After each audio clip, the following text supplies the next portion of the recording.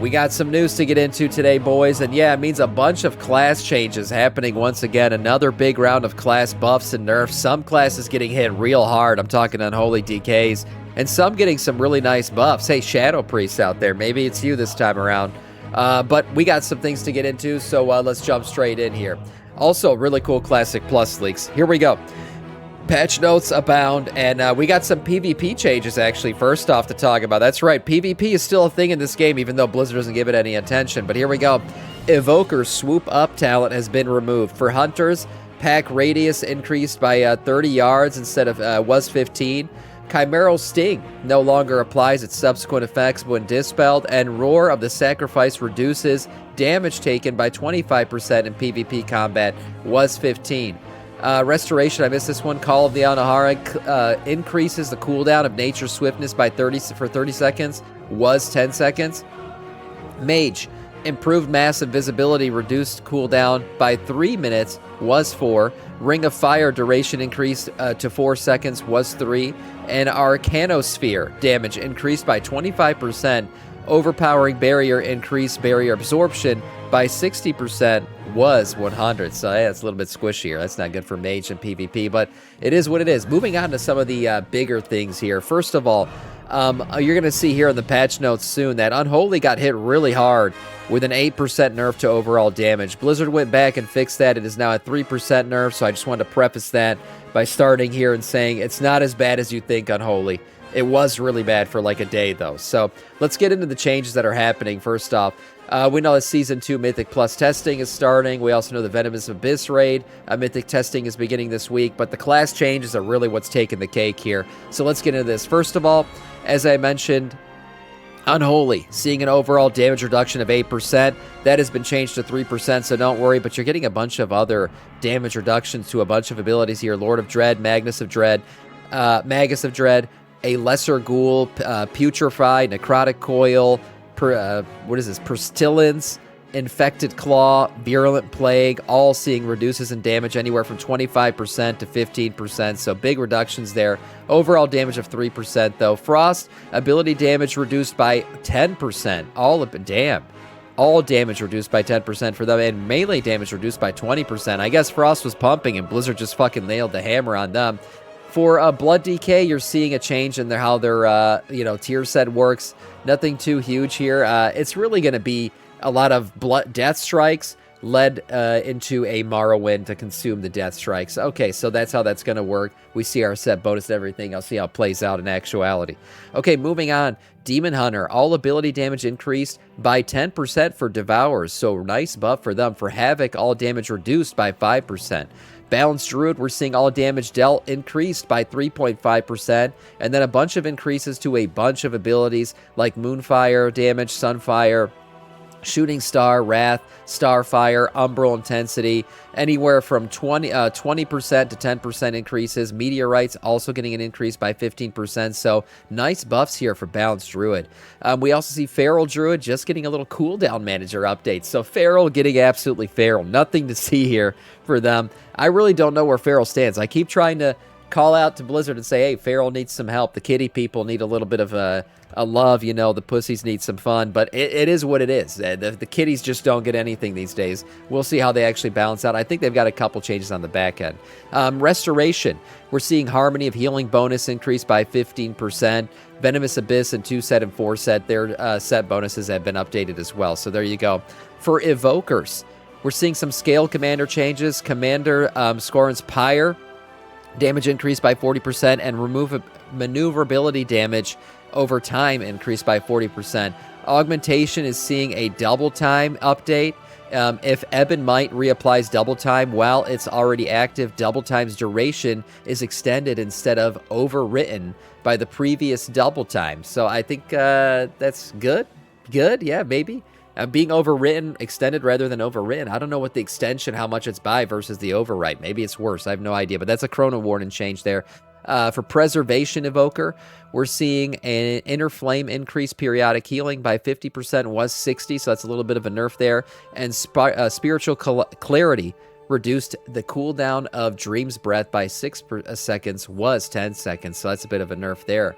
So Preservation getting a little bit hit here. Moving on to Hunter, we got the Bestiality boys. Auto shot damage increased by 20%. Cobra shot increased by 30%. Serpent Strike now increases Cobra shot's critical strike damage by 20%. Was 50, so that's a little bit of a nerf there. The other two are nice increases though. But Cobra shot's sense now increases Cobra shot's damage by 10%. Was 35, another reduction there. And then Barb shot damage reduced by 12%. So a mixed bag here of increases and decreases, probably trying to change how you guys play. Marksmanship Hunter, auto shot damage increased by 20%. That's nice. Rapid fire, steady shot, volley damage, arcane shot damage, multi-shot damage, and kill shot damage, all getting nice increases here, ranging. Multi-shot was an 80% increase. Everything else is 25 to 15%. Also, steady shots increase was 50%. So those are nice big bumps there for marksmanship, getting some good stuff here. Also, Shell, thank you for the sub on YouTube. Also, Dark Ranger, hero talent, all of it increased by 25%. So that's good. Marksmanship getting some nice buffs here. Moving on to Mage. Let's talk a little bit about the Magic boys. Fire. All ability damage increased by 12%. Is that enough? Are the fire people happy? I don't know. Fire damage has been pretty shit lately. They've been at the very bottom for a while now. So it's really, we're gonna see how much of an increase that actually is. This all shows how much Sam really doesn't know about anything other than DK. Well, you know, I got a big DK, so I don't know what to tell you. Frost Vet. Let's see what Frost is doing here. RPPM increased by 2, was 1. Shatter damage reduced to 10%, was 15. So Frost, I mean, what is it? And they have a now generates 5 icicles. They're basically their 4-set bonus has been updated to be a little bit weaker. It used to automatically give a glacial spike. Now it's like over 1 second they get 5 icicles. It's a random ass change. That's a little bit of a nerf to their set, but it is what it is. For Monk, we see Mistweaver. Spinning Crane Kick damage increased by 10%. That's a nice one for them. For Windwalker, Combat Wisdom now increases stamina by 5%, and Calming Presence now reduces damage taken by 10%, was 6, so that's a nice buff for Windwalker. For Paladin, Holy getting a ton of changes here and a ton of buffs. Holy, all healing increased by 8%. That's an across-the-board increase. But we're also seeing Ward of Glory, Eternal Flame, Holy Shock, Ringing of the Heavens, Truth Prevails, Saved by the Light, Tyrellion's Devotion. Awakening now activates 15%, was 10%. Glistening Radiance, Overflowing. Everything I just said increased. It either increased in terms of the ability being a better duration, or increase in just damage that it's doing, or sorry, healing that it's doing. So all these abilities being increased anywhere from 30, some of these 50% here for the Absorb on Saved by the Light. We're seeing 30% increase in healing for Truth Prevails, and then 10 to 5% for the rest of these. So nice increases, and like I said, an overall increase of 8% across the board for Holy. Looking really good. Sam needs Hooked on Phonics. You guys are hooked on Sam, so who needs that? Protection. We're also seeing a couple other things here. For Prot, just a couple changes. Guardian of the Ancient initials cooldown increased by 8 seconds. Blessed Ward's overhealing effect now works on any target. Valiant Crusade no longer cancels upon death. Adjustments to many talent locations. And then Improved Ardent Defender now applies a debuff to indicate when fatal damage has been sustained. So a couple changes there for Prot.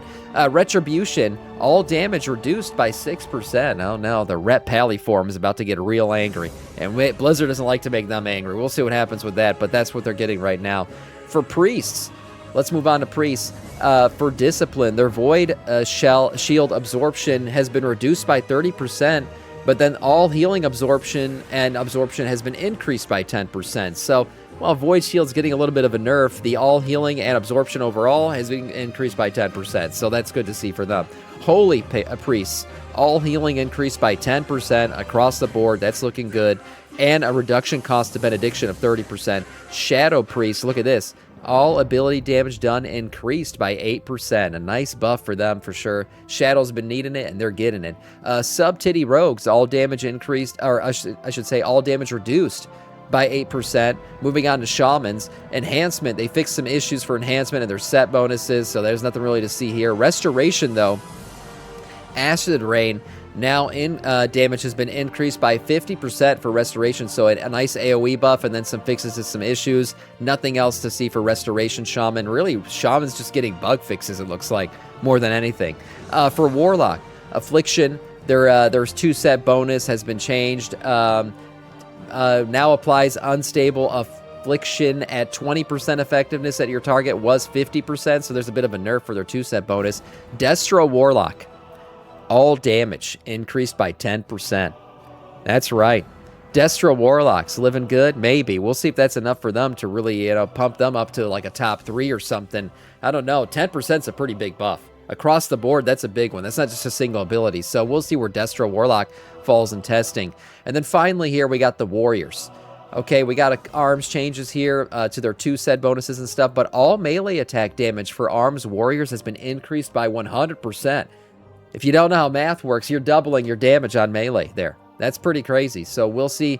I don't know how much auto attack damage actually wraps up into your real damage, but Arms Warrior getting a nice buff there.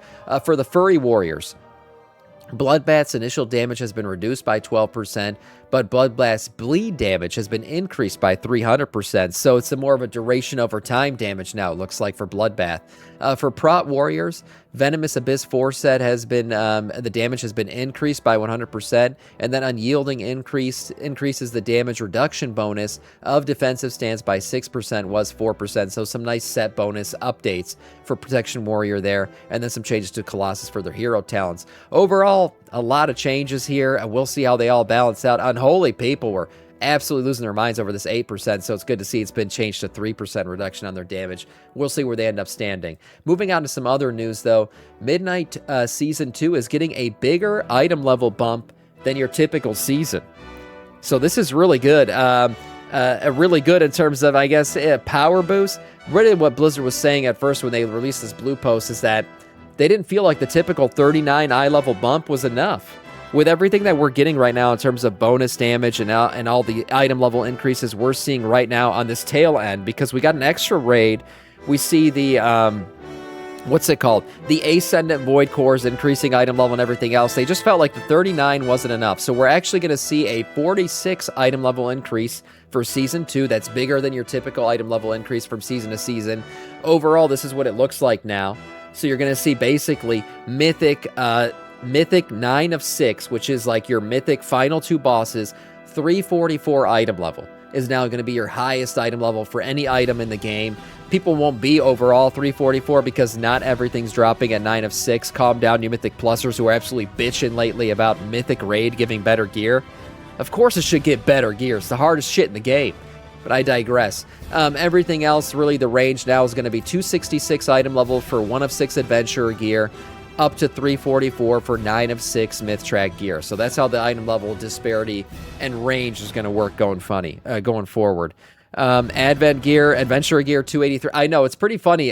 We've outgeared basically adventurer gear. If you've been playing this game at all lately, you basically outgeared adventurer already, which is kind of expected. I mean, you get into a new season, you should have better gear than the worst gear the new season gives. So that's how that's going to all balance out going forward. And then finally, guys, I'm no Classic Andy, but we got some Classic Andy updates here. So Classic Plus, right, and what it's going to look like. We have some new unconfirmed leaked information. So that's right, we got some Classic Plus leakage here. Let's get into some of the Classic Plus leaks that are going out. So there was this Reddit post from this guy who claims to know stuff from insider sources. Yeah, great, right? It's a very trusted Reddit post. Now, supposedly this guy has posted stuff before that's turned out to be true, so let's see what's going on here. Classic Plus, it'll be available the week after BlizzCon.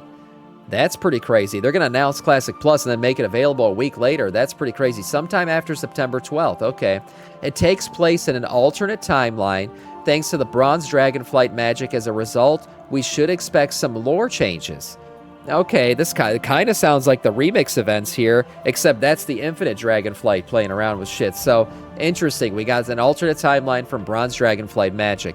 We should see a new Scarlet Crusade zone, weekly quest lines, and a campaign after around 2.5 months.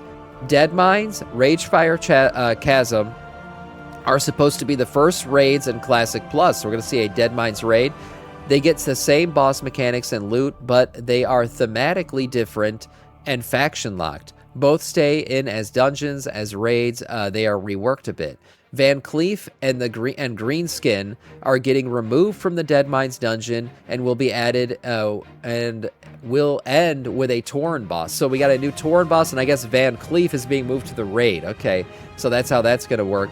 Next Classic Plus patch should add Scarlet Monastery as a raid by merging all of the dungeon wings into a single, basically, raid dungeon. Okay, we're supposed to be getting a bit of BRD raid. After that, we'll get a BWL raid with MC as a dungeon. Again, Ragnaros isn't there, so players can't get Thunder Fury of Sulfuris from doing the dungeon.